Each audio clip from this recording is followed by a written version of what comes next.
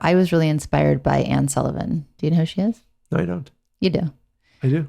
And Abigail reminded me of her recently because she was learning about Helen Keller, and Anne Sullivan was her teacher. So one of the most famous teachers in history, actually. And she's remembered for her life-changing work. And I think everybody knows who Helen Keller is, but she was deaf and blind and mute.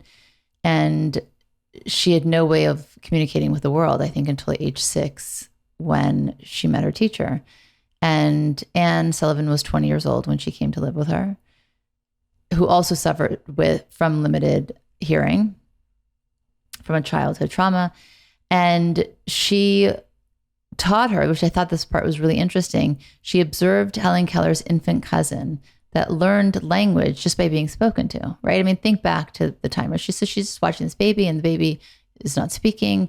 You don't know if the baby understands anything, but they're constantly hearing words all the time. So what Anne Sullivan did is she would finger words into Helen's hand and all day long. How did you, I mean? Like she'd spell out words like cat, H, write it on the palm of her hand, T. She learned 575 you said words. Cat, H? I said hat. Oh, sorry. Thank you, sweetie.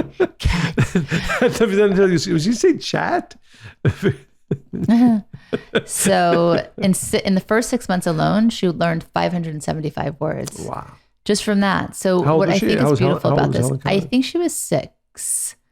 But she was willing, Anne Sullivan was willing to teach in ways that had never been done before in order to honor the student's unique desire and potential. And that for me is the teaching that really stood out there, because we see it, right? With the book I just wrote, with learning differences. I mean, I get calls from parents often, more and more. And maybe it's that we're more aware. I mean, I'm not going to go into all the reasons why I think it's more prevalent today, but often we try to fit people into a cookie cutter version of life. And this is the way you should learn. If you can't learn like everybody else, there's something wrong with you, or you're unteachable, or you're stupid. Where this great teacher found a way by just looking at, okay, who am I working with? What is her desire and what is her potential? And we know Helen Keller had a big desire, but nobody could meet her.